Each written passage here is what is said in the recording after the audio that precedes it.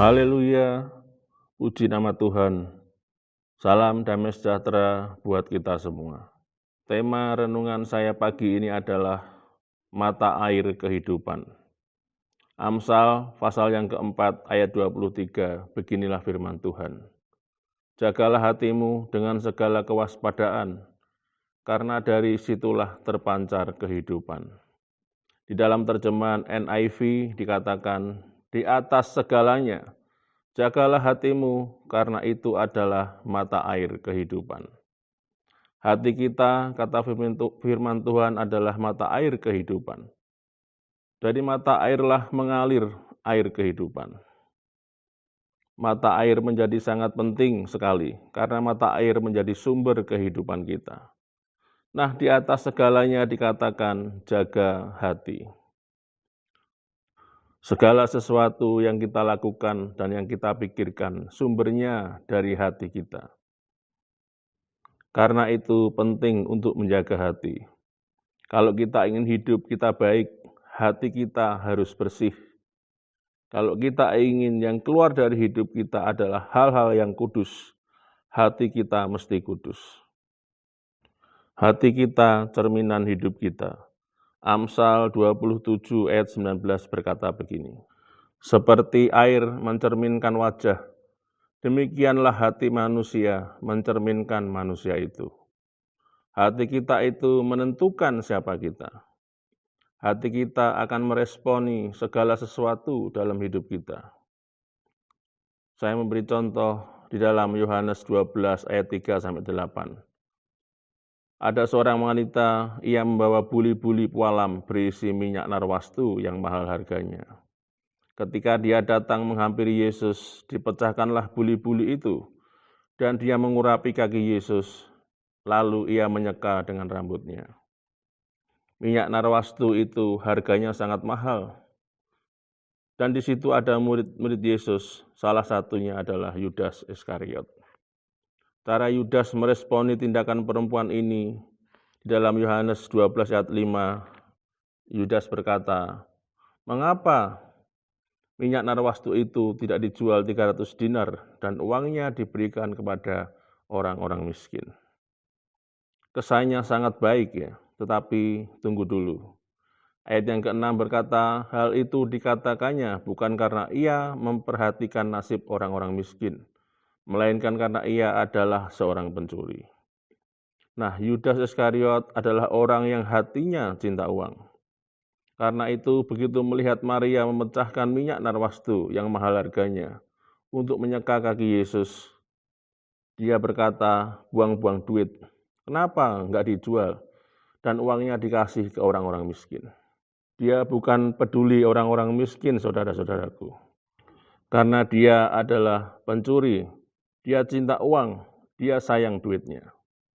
Kalau itu dijual dan dikasih ke kas mereka, dia bisa mencurinya. Tetapi Yesus merespon hal yang sama dari sikap Maria. Yesus berkata, biarkanlah dia melakukan hal ini mengingat hari penguburanku. Yesus meresponnya beda sekali. Maria itu tidak sayang dengan minyak yang mahal. Dia pecahkan dan dia kasih ke Yesus. Karena Yesus jauh lebih berharga daripada minyak narwastu yang mahal harganya. Dia kasih Yesus yang terbaik yang dia bisa. Yudas lebih cinta uang daripada cinta Yesus. Tetapi Yesus melihat Maria melakukan itu karena mengasihi Yesus. Saudara-saudaraku, ada orang yang mendengarkan khotbah merespon dengan marah-marah. Enggak benar ini khotbahnya, marah-marah dia. Karena manusia cenderung memilih-milih ayat yang menyenangkan telinganya sendiri. Kalau firman Tuhannya itu menegur, menyinggung, langsung yang khotbah yang dimarahin. Saudaraku yang terkasih, respon kita terhadap apapun yang datang dalam hidup ini bisa berbeda tergantung dari hati kita. Hati kita menentukan hidup kita. Hati kita menentukan respon kita terhadap apapun yang datang dalam hidup ini. Hati kita menentukan siapa kita. Jaga kemurnian hatimu, jaga hatimu tetap kudus, tetap suci, supaya hati kita juga kudus dan berkenan kepada Tuhan kita. Matius 5 ayat yang ke-8 berkata begini, "Berbahagialah orang yang suci hatinya, karena mereka akan melihat Allah." Artinya orang yang hatinya suci, yang hatinya bersih itu ibarat seperti air yang jernih di dalam akuarium. Kita bisa melihat isi apa di dalamnya. Kalau hatimu bersih, kamu bisa mendengar atau kamu bisa dengar-dengaran suara Tuhan. Anda peka dengan tuntunan Roh Kudus. Tetapi kalau kita mau hidup dipimpin oleh Tuhan, maka jaga hatimu tetap murni. Tuhan memberikan kita benih untuk menghidupi panggilannya dalam hidup kita. Keluaran 36 ayat yang kedua, firman Tuhan berkata begini. Lalu Musa memanggil Bezaleel dan Aholiab dan setiap orang yang ahli, yang dalam hatinya telah ditanam Tuhan, keahlian setiap orang yang tergerak hatinya untuk datang melakukan pekerjaan itu.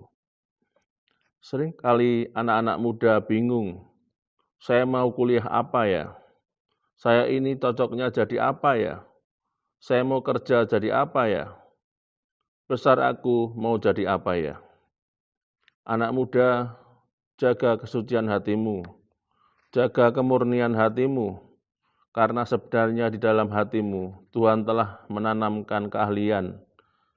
Orang yang ahli di bidangnya, orang yang expert, itu yang dibayar mahal.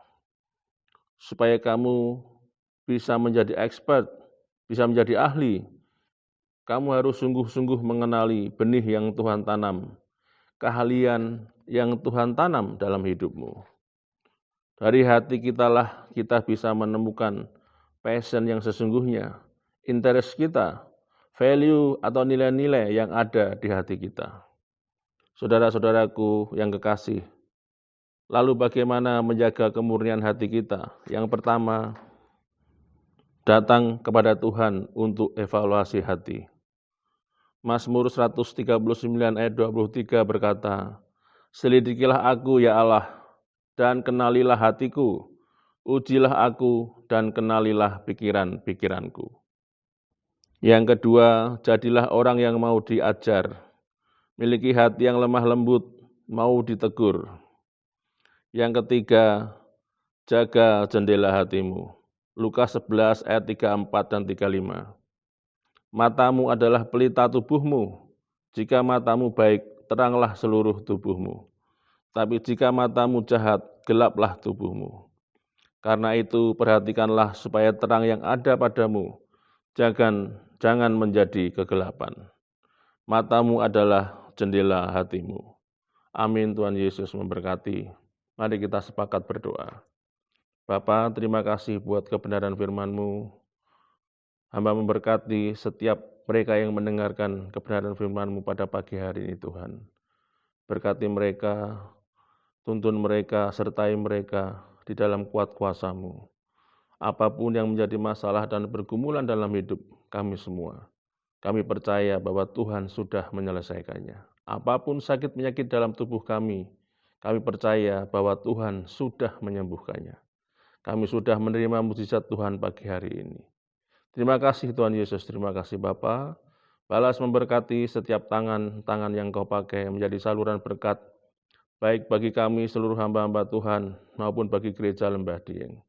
Balas memberkati Bapak Gembala Senior, Bapak Gembala, Bapak Wakil Gembala, dan seluruh keluarga besar dengan berkat yang tidak terbatas, berkat daripada Allah Bapa, Allah Putra, dan Allah Roh Kudus, yaitu berkat di dalam nama Tuhan Yesus Kristus. Hamba sudah berdoa dan mengucap syukur. Haleluya. Amin. Segala pujian bagimu.